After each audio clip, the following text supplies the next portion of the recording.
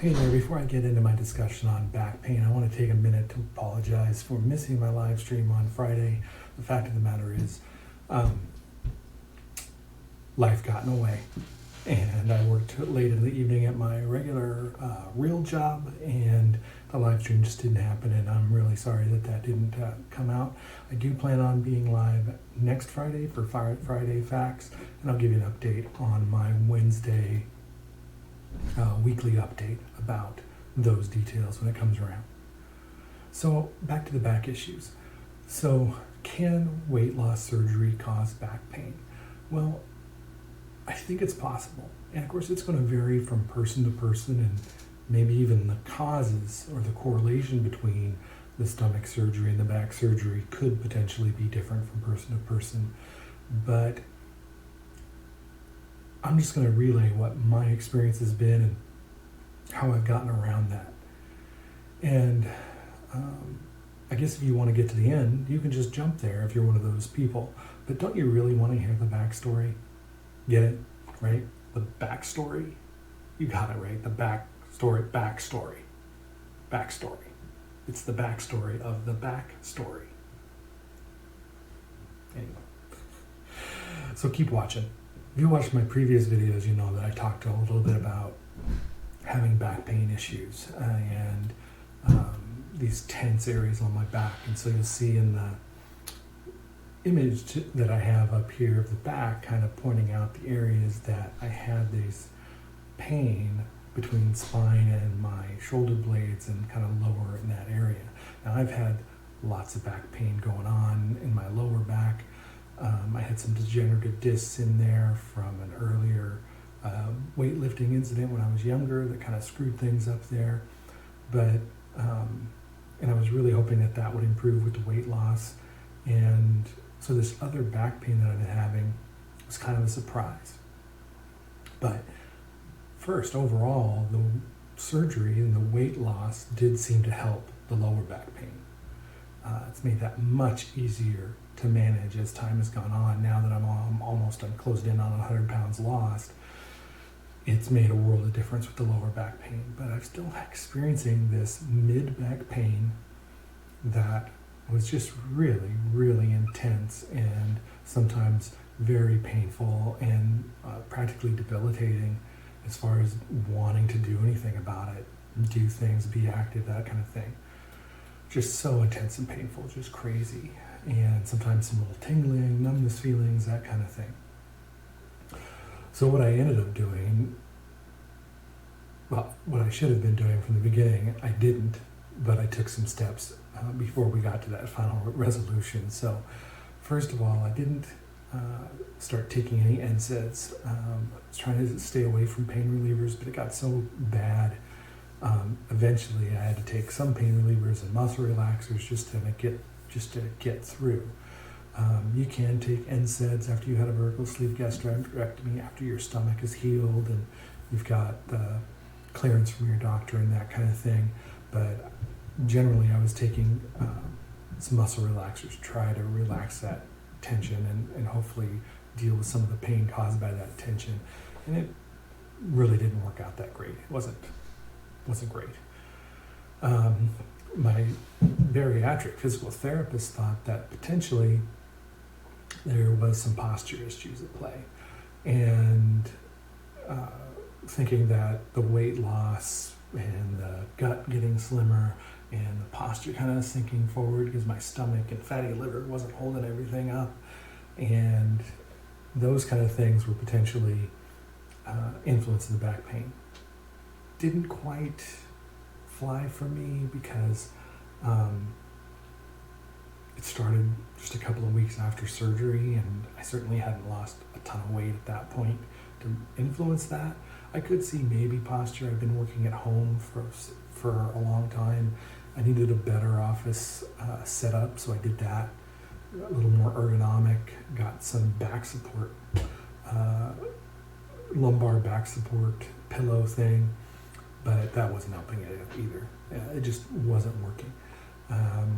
Talked to my doctor, we got some imaging done, didn't figure that was going to do anything because I was pretty sure it wasn't a spinal deal, but we ruled that out. And then I decided to go to a chiropractor. and a massage therapist as well.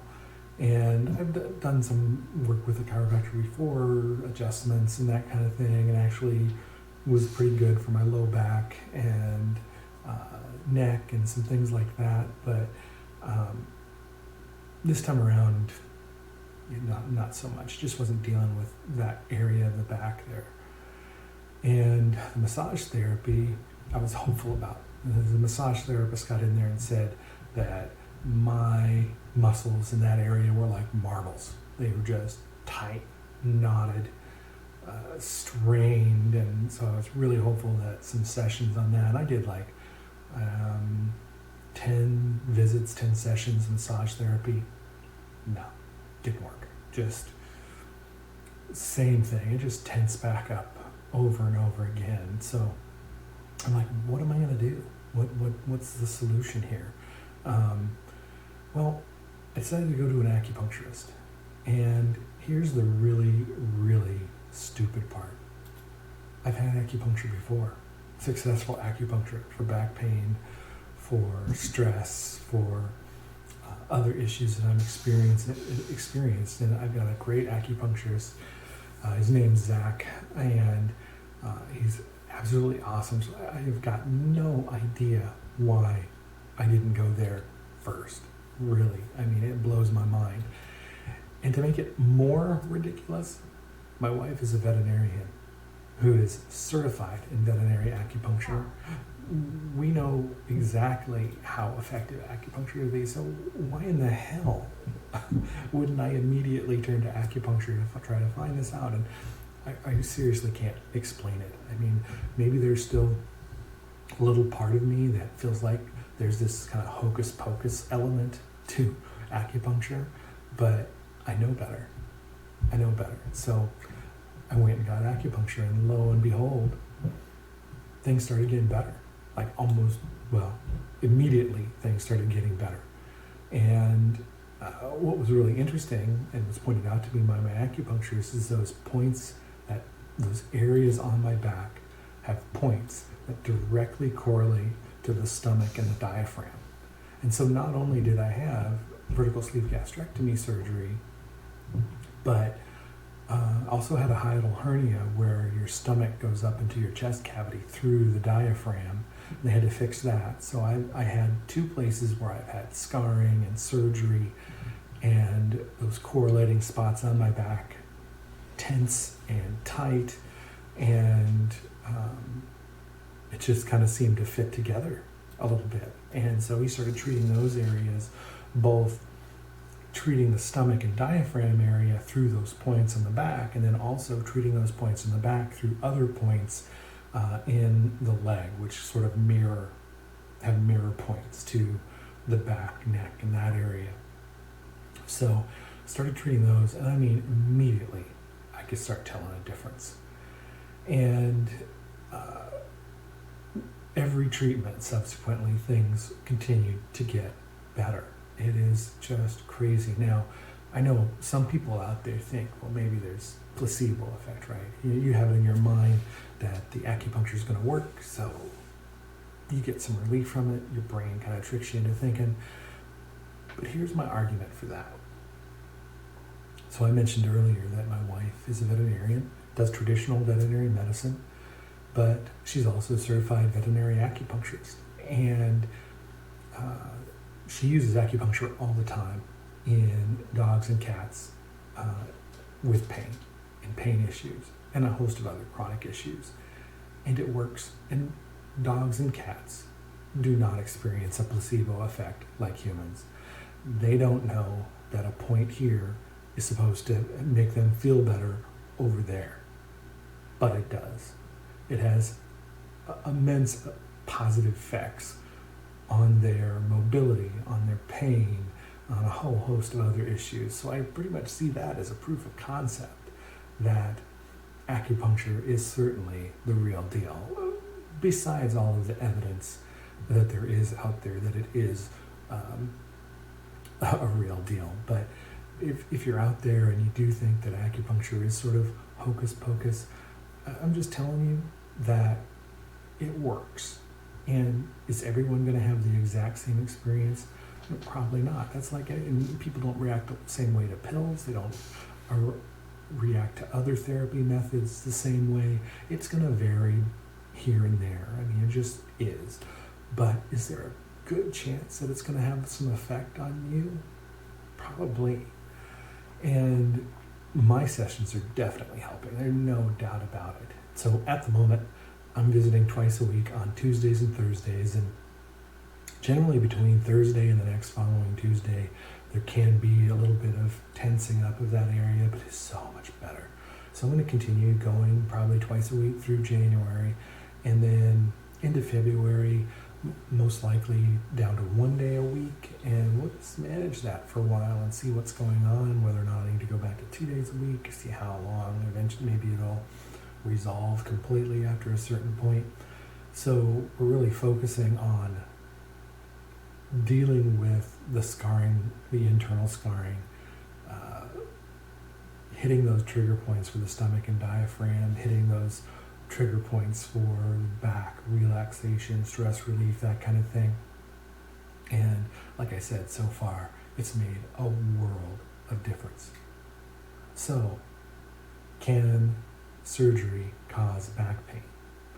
Of course, I can't definitively say that the surgery caused this back pain. There's just no way that I could say yes, or that it would cause back pain in anyone else. But definitely a correlation.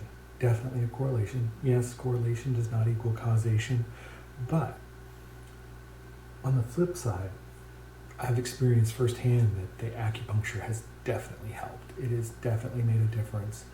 And if you are having any pain issues, pain from surgery, chronic pain that you experienced before surgery and after surgery, I would highly recommend you look into acupuncture. And if you go to one therapist and your results are, seek out another one. You know, they all have different backgrounds, different level of experience, just like any healthcare provider. Sometimes it takes you to visit more than one and get a different perspective on the right places and right points to treat. So look into it. I think you could definitely benefit from it. And that's what I wanted to share on Science Saturday. I know that it's not a science research paper or video like I shared last time, but just a little experience that I had. And I hope you found this interesting. I hope you found some value on it. I hope you consider acupuncture if you're having any issues. Definitely look into it. I think it might help. So that's all I have today for my Saturday Science broadcast, and I appreciate you tuning in. And until next time, take care.